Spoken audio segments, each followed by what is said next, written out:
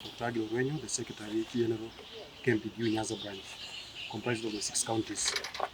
This morning we have gathered here with a little bit concerned. As you are all aware, most recent, the doctors and the clinical officers, plus all other healthcare workers were on strike. On 8th May, about 4 months ago, doctors signed a return to work formula, which was deposited in court, and with that it became a court order. In that return to work formula, we agreed that the county was to, all counties were to promote all healthcare workers who are due, in particular doctors, by 1st September. That we were to have medical cover by 1st September. 1st September just ended the other day. But we want to report from Kisii County, we have not had any sign of the county willing to address all those issues which took the doctors on strike. I'm Branch Secretary, Kenya Union of Health. As my colleague has said, our strike stayed for long, more than the doctors. We signed the return to work formula. After we signed the return to work formula, it was deposited in courts. It was to end 1st September. We have begged for meetings with the county. The county has refused to meet us, or they just ignored.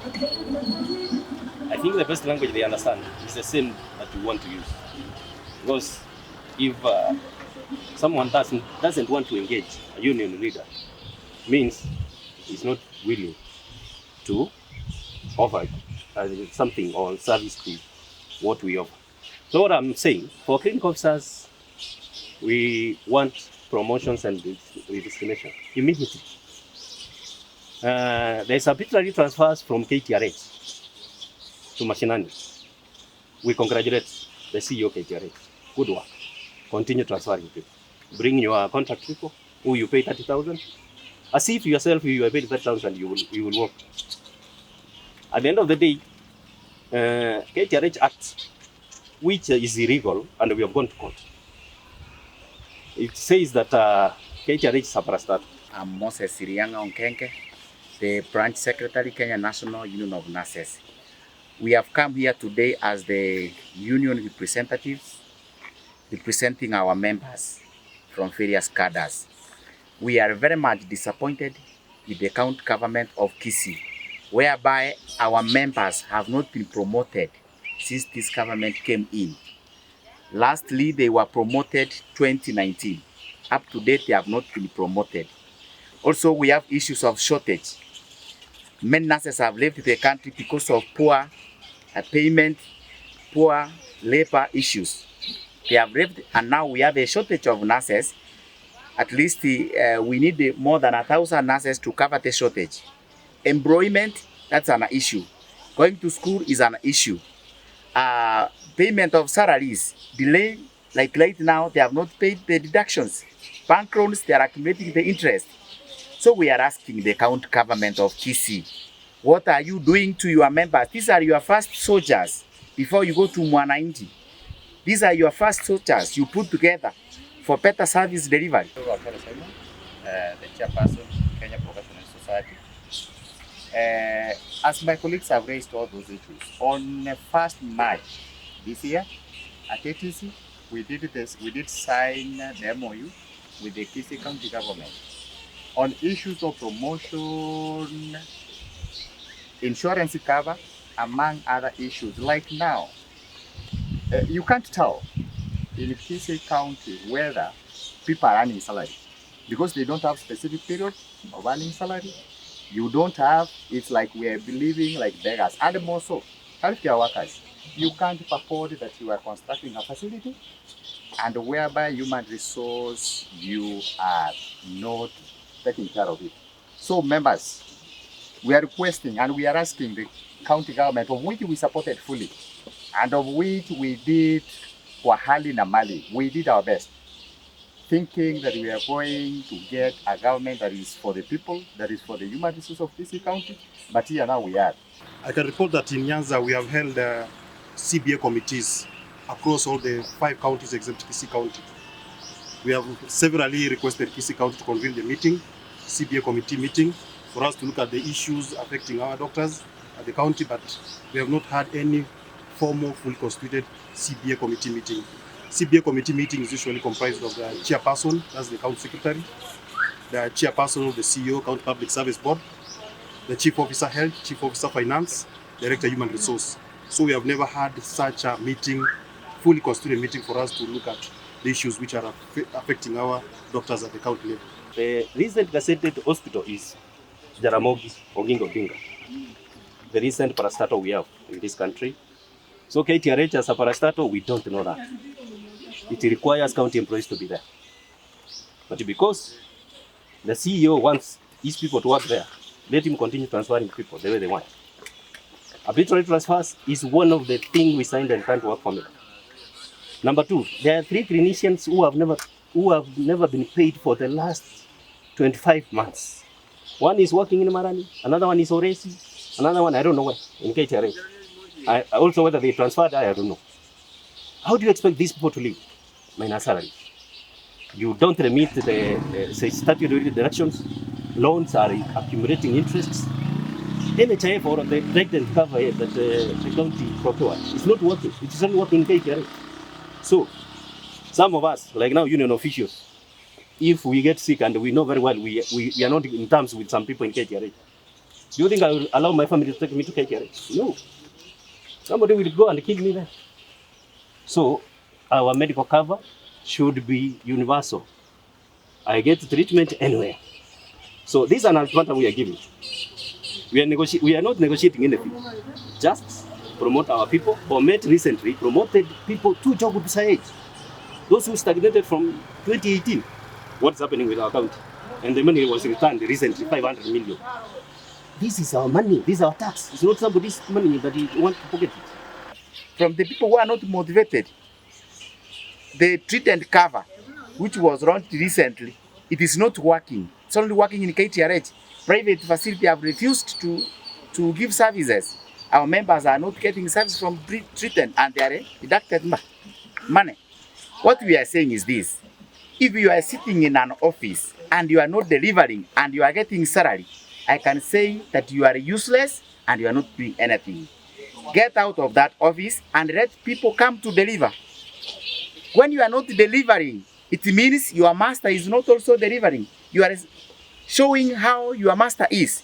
I want to point out to the Department of Health, the Minister for Health, the Chief Officer of Health, if you are seated in those departments and you have not promoted people, you have not employed, no drugs in the hospital, I can tell you, you are wasting taxpayers' money. You cannot move around bragging that you are the Minister of Health and you are not delivering anything. Also, we have the issue. The nurses signed an MOU whereby we were discussing the issues of employment, the reinstatement of the nurses who were illegally dismissed. We agreed, all of us, that these people were illegally dismissed. But you reached somewhere and you ran away, you left us on the tables.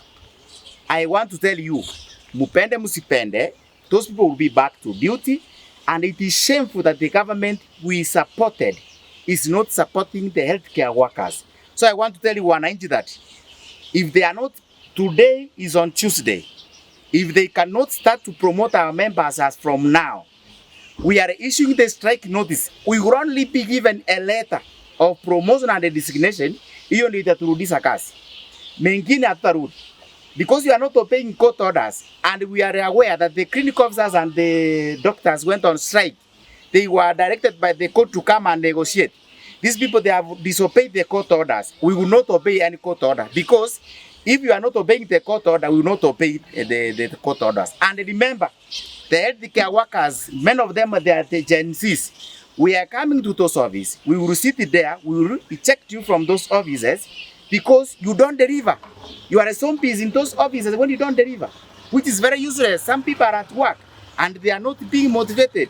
So we are going to issue a strike notice, and I want to tell you, you will face it. They were 90. Be prepared. Pay your NHIF to the private hospitals. And the KTRH, we are giving KTRH another ultimatum. Serve members well. Stop posting in some seats that you are possessed. We are coming soon. To state categorically and give a warning to Our Excellency Simbarati and his government. We supported you fully in the last 10 elections, but we come to realize the previous regime was worse, but this is the worst. Want to ask that you come from your comfort zone and work for the healthcare workers and the members that we elected you. Second, a warning to judiciary and the Attorney General. The Attorney General yesterday or 2 days ago warned that every person can obey the court order. We know that this government of Kisii has put some of the judiciary officers in their payroll and they don't obey a court order. This one is coming, and we know your rescue is to the courts. We are not going to obey the court order if you are not obey the court orders which have come for previous 2 years you have been in the office. For issues of the nurses are very clear, black and white. We are not going to repeat. We want to tell the members of the public that we made a mistake. As healthcare workers, we know that we are next to God, that everything that we are doing it under the guidance of God. And that if the healthcare workers cannot be, welfare issues cannot be taken care of, it is embarrassment to the government and to the public. Finally, we have come from very far to this place, and we want to say that Our Excellency Paul Simbarati to carefully look at his officers working under him on their behalf. So we are giving actually the county government of Kisii a notice of 14 days. Kindly honor the memorandum of understanding signed with nurses, honor the return to work formulas of the doctors and clinical officers. As much as time has lapsed, most of the agreements agreed upon was supposed to lapse by 1st September. But with Kisii County, nothing tangible has happened. So kindly, for the next 14 days, do that. If you can't do that, we'll back to where we were. And as healthcare workers, we don't fear striking. It's more of daring a fish swimming in water. So we are ready for that after 14 days. Please honor those agreements we agreed upon a while back. If he's not controlling the officers working under him, then this government is a total failure. Because there is no department which is working under the Kisii County government. This ball goes to His Excellency, the President of the Republic of Kenya. We know that in politics, we may work together in the broad-based government, but want to ask and plead with the President to come and rescue the Kisii County residents, because our money every other financial year goes back to Treasury. That means our Excellency Paul Simbarati fears using money. Anaogopa kutumia pesa. Na watu wake wanasumbuka. Kwa hivyo naambia wananchi tulifanya makosa, lakini tumeona. Kwa sisi kama wauguzi tunaomba ya kwamba ashughulikie mahitaji yetu